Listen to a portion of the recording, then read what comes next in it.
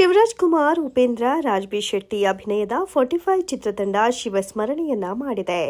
ಚಿತ್ರದ ಮೊದಲ ಹಾಡು ಶಿವಂ ಶಿವಂ ಸನಾತನಂ ಗೀತೆ ಇತ್ತೀಚೆಗಷ್ಟೇ ಬಿಡುಗಡೆಗೊಂಡಿದೆ.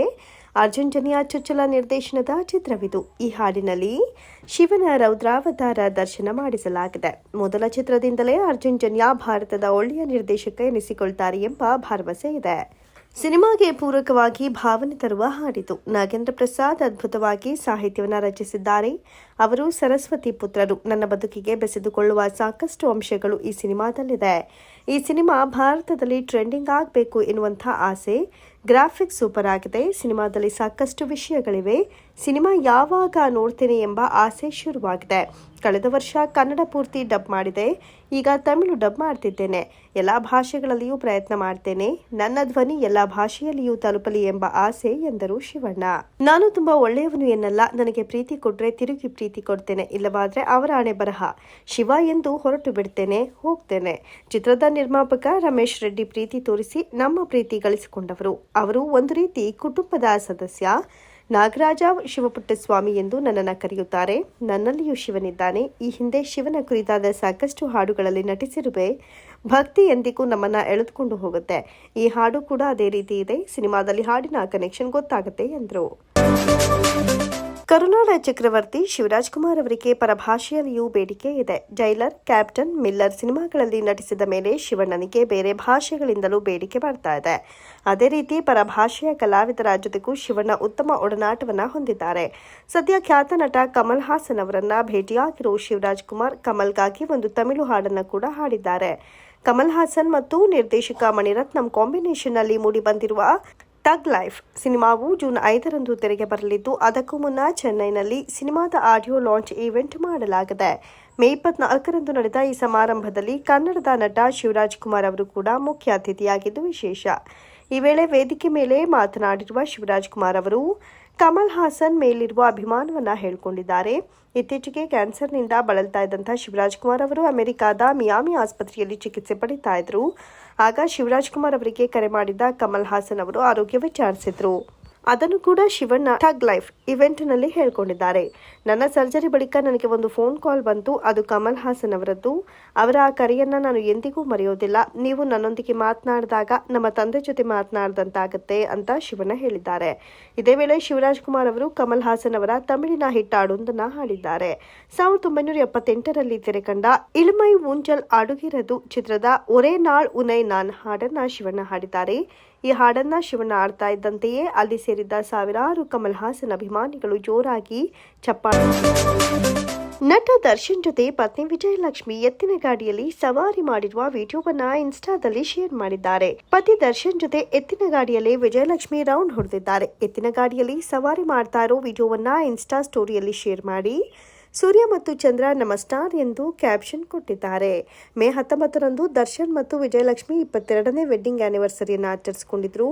ಆ ದಿನ ರೆಸಾರ್ಟ್ ಒಂದರಲ್ಲಿ ಇಬ್ಬರು ಕೇಕ್ ಕತ್ತರಿಸಿ ಮಸ್ತಾಗಿ ಡ್ಯಾನ್ಸ್ ಮಾಡಿ ಸಂಭ್ರಮಿಸಿದ್ರು. ರೇಣುಕಾಸ್ವಾಮಿ ಕೊಲೆ ಪ್ರಕರಣದಲ್ಲಿ ಬೇಲ್ ಮೇಲೆ ದರ್ಶನ್ ಹೊರ ಬಂದ ಮೇಲೆ ಪತಿಯ ವ್ಯವಹಾರವನ್ನ ವಿಜಯಲಕ್ಷ್ಮಿ ಅವರೇ ನೋಡ್ಕೊಳ್ತಿದ್ದಾರೆ.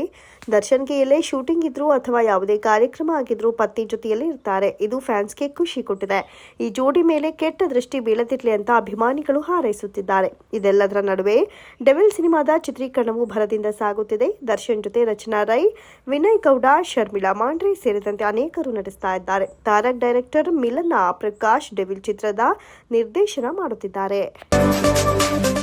ಕನ್ನಡ ಬಿಗ್ ಬಾಸ್ ಸೀಸನ್ 11 ಮುಕ್ತಾಯಗೊಂಡು 4 ತಿಂಗಳುಗಳೇ ಕಳೆದಿದೆ. ಇನ್ನು ಈ ಸೀಸನ್ ಕಿಚ್ಚ ಸುದೀಪ್ ಅವರು ನಿರೂಪಣೆ ಮಾಡುವ ಕೊನೆಯ ಸೀಸನ್ ಅಂತ ಹೇಳಲಾಗ್ತಾ ಇದೆ.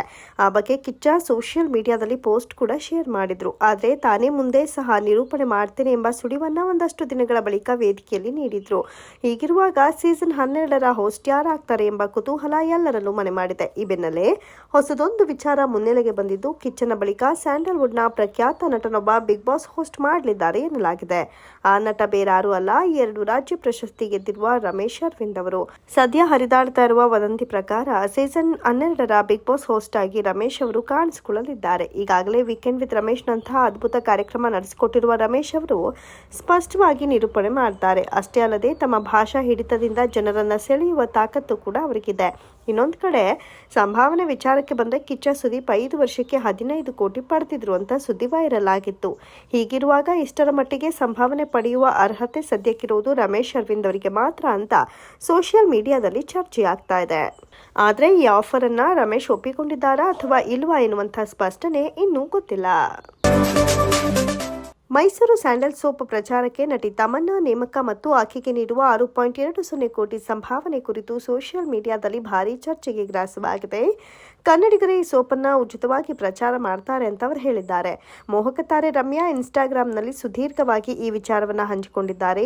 ಸೆಲೆಬ್ರಿಟಿಯೊಬ್ಬರು ರಾಯಭಾರಿ ಆಗಿದ್ದಾರೆ ಎಂಬ ಒಂದೇ ಒಂದು ಕಾರಣಕ್ಕೆ ಈಗ ಸಾರ್ವಜನಿಕರು ಏನನ್ನಾದರೂ ಖರೀದಿಸ್ತಾರೆ ಎಂದಿಲ್ಲ.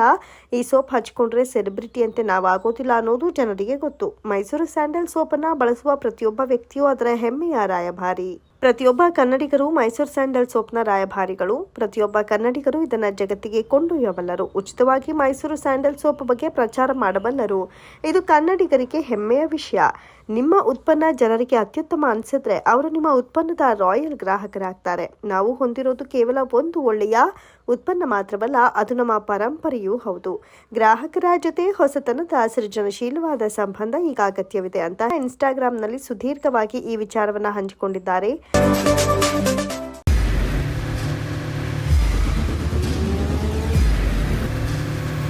ಪ್ರಜಾಮಾರ್ಗ ನ್ಯೂಸ್, ಇದು ಜನಸಾಮಾನ್ಯರ ಧ್ವನಿ. ನಮಸ್ಕಾರ. ನೀವು ನೋಡ್ತಾ ಇದ್ದೀರಾ ಪ್ರಜಾಮಾರ್ಗ ನ್ಯೂಸ್. ರಾಷ್ಟ್ರದ ರಾಜ್ಯದ ರಾಜಕೀಯದ ಬಗ್ಗೆ ಹೆಚ್ಚಿನ ಸಿನಿಮಾ ಅಪ್ಡೇಟ್ಗಳಿಗಾಗಿ ಫಸ್ಟ್ ಲೈಕ್ ಮಾಡಿ, ಸಬ್ಸ್ಕ್ರೈಬ್ ಆಗಿ, ಹಾಗೆ ಫಾಲೋ ಕೂಡ ಮಾಡಬೇಕು.